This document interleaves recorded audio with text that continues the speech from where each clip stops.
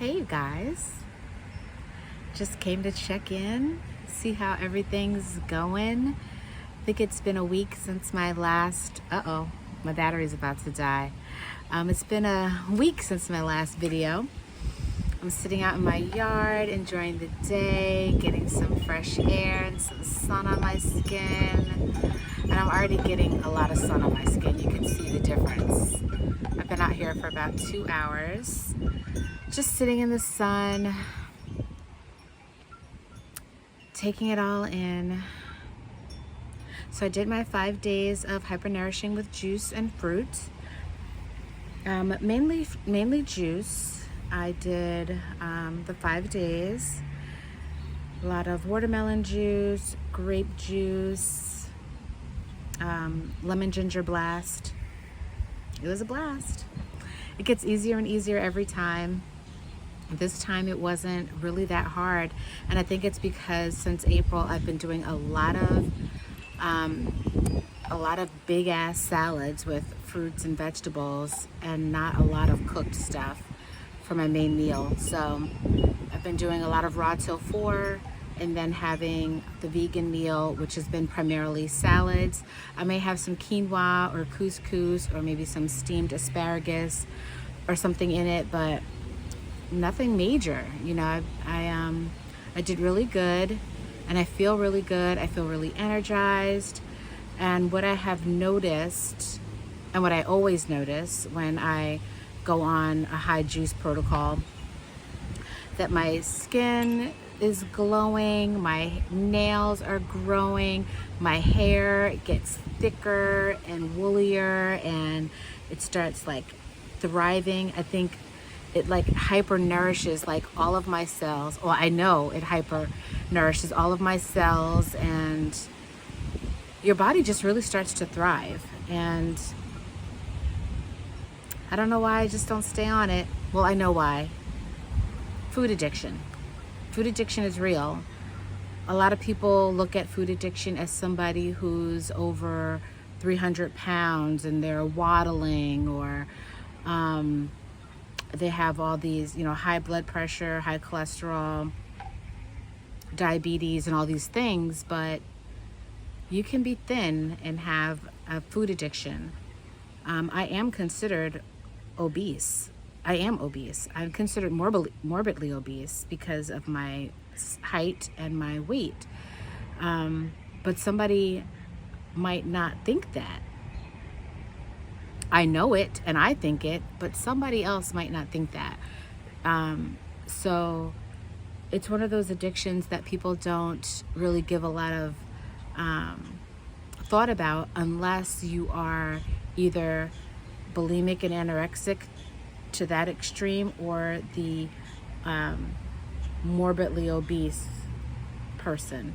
So I do know that this way of life works. It makes me feel really good. I have a lot of energy.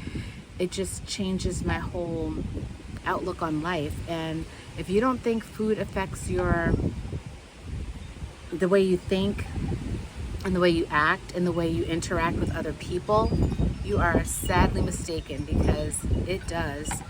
I'm happier when I eat this way. I am calmer. I feel at peace. I feel just content, excited about life and the future.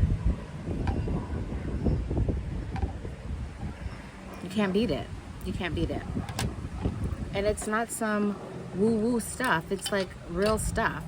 Because when you're taking in vibrant food, it changes your whole cellular dynamic. It changes everything. So, yeah, get into it. Drinking some lemon water with my Meyer lemon in there. It's delicious. Meyer lemons are my favorite, and I eat at least 2 lemons a day. I squeeze the juice out into my waters all day, and then I just eat it. Those lemons are so good, you could eat the peel. I'm telling you, deliciousness. But I just wanted to come on and say hi, give an update, and say that I am continuing with my fruit, my big ass salads, and sitting in the sun, absorbing all this God-given deliciousness that comes from the sun. Don't be afraid of the sun. If you are nourishing your body properly, you will get what you need from the sun and soak it all in to your pores and just feel amazing. I feel amazing. I have a little sweat going on, just a little, but you know, sweat's good. It cleans out your pores. It just makes me feel good. Like Ron will say, like, how can you just sit out there and sweat? Like, your point of going out there is to sweat. And I'm like, yes, it is. My point of sitting outside is to sweat my ass off, literally and figuratively. I love it. I love sitting in the sun, just like it's just dripping down my neck. I love it. I love it. So yeah, I just wanted to come say hi. Next week I'll be in Mexico for a couple days, so I'll definitely come on and show you the beach, and if I get to have some delicious different fruit from what we get here in Pennsylvania, I'll definitely share it and show it. Hopefully I'll get to have some good juice and some good fruit salads. I'm hoping to get back into yoga because with this ankle I haven't been able to. You know, even just getting into cat-cow, I can't, my foot wasn't bending that way. Like I can't put my foot, the top of my foot down on the ground like that. But I did last night. I was already down there because I love sitting on the floor. It's very good for you to sit on the floor. I was sitting on the floor, and when I turned around to get up, because you know how I have to get up, I have to roll over. You saw me in the hammock. I have to do that on the floor too. So I had to roll over to get up, put my hands down, because I've been doing my push-ups. Can you tell? Can you look at this? I'm getting like some definition. See? But anyway, I've been doing my push-ups so I can push myself up off the floor with the one leg and my hands, but I have to roll over to do that. So when I rolled over, I put my foot down on the floor, and I was like on all fours in that cat-cow position, and I was like, oh, this is uncomfortable, but it doesn't hurt. Like my brain isn't saying no, don't do that. So I was like, let me just hang out here for a few minutes and see. So I hung out there on all fours, and then I started to relax a little bit, which, you know, can increase the pressure and the pain, but still no pain. Pressure, yes. A little discomfort, yes, but no pain. So I was like, okay. So then I did a couple cat-cows. Then I was just like, let me see if I can go into downward dog. Of course, I can't do that on both feet because my foot is just not strong enough. And then I was scared. I was like, oh, I'm not gonna push it. So I started to get up in downward dog, and I was like, no, not gonna do it. But I am going to check out some yoga at the resort I'm staying at next week. And I'm just gonna let the instructor know, like, a lot of it may be me just sitting here on my mat taking it all in, but I'm gonna do the best I can and just to see where I am, because I have to admit that I was babysitting my ankle a bit, but that's because the shit hurts. It hurts, and I'm also traumatized. I'm afraid I'm gonna hurt it again. Like, it was traumatizing. Even just thinking about it now makes me want to cry. Like, I fell down a hill in my backyard in flip-flops. It's a pretty steep hill, and I was in so much pain. I heard the brake. Ron was trying to help me up. I was like, no, just leave me alone. He wanted to pick me up and carry me to the car to go to the hospital, and I was like, no, because I didn't want him to fall. The grass was slippery because it was winter. The snow had just melted, so the grass was muddy and slippery. And I crawled on my hands and knees to my car in the mud, and climbed into the car to get in for him to take me to the hospital. I was covered in mud. And I was like, oh my God, I can't believe this is happening to me.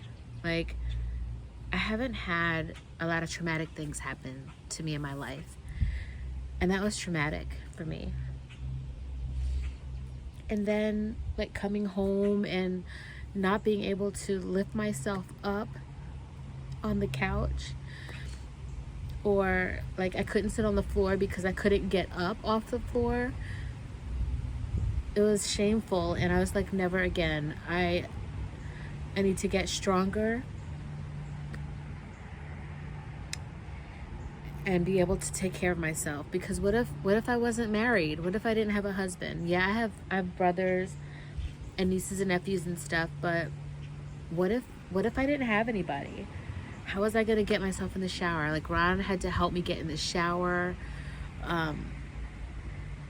Some days he had to help me wash myself, because, you know, standing up is just like, I had to stand there.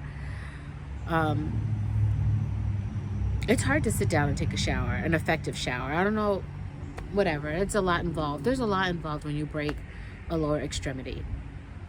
I had no idea, because I never broke anything before. And it was definitely traumatizing. So just getting stronger and where I am today, I feel so proud of myself. I still have a lot to do and a lot to go, but I've come a long way since February with this injury. And some people might think, oh, it's just an ankle, you're weak or whatever. I don't give a damn, because I was weak and I did not realize how physically weak I was.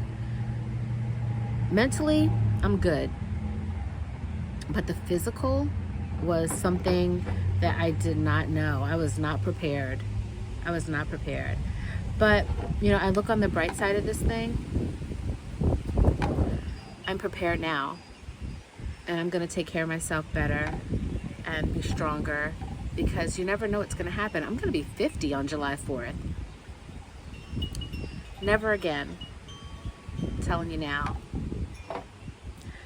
Drink your water, eat your fruit and vegetables, do some strength training so that you're not in a vulnerable position. And then if you are in a vulnerable position, you are able to pick yourself up and move forward.